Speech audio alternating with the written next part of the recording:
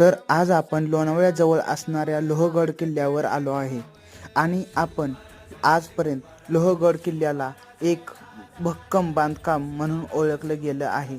तसेच लोहगड किल्ल्यावर आपणाला एक सुंदर असं निसर्गरम्य वातावरण हे दिसून येतं व लोहगड किल्ला हा छत्रपती शिवाजी महाराजांनी हा किल्ला स्वराज्यात सामील करून घेतला। लोहगड किल्ला हा त्याच्या भक्कम बांधकामासाठी आणि वर असणारे सभागृह व तळे आणि महादेवाचं मंदिर यासाठी सुद्धा प्रसिद्ध आहे। आणि आपण तसे बघायला गेलो तर लोहगड किल्ल्यापासून काही अंतरावर विसापूर किल्ला आहे। तसेच आपण इथून खाली पाहताच खरंच एक चांगला अनुभव सुद्धा आपणाला येऊ शकतो। लोहगड किल्ला हा अतिशय उंचवर असणारा हा किल्ला आहे।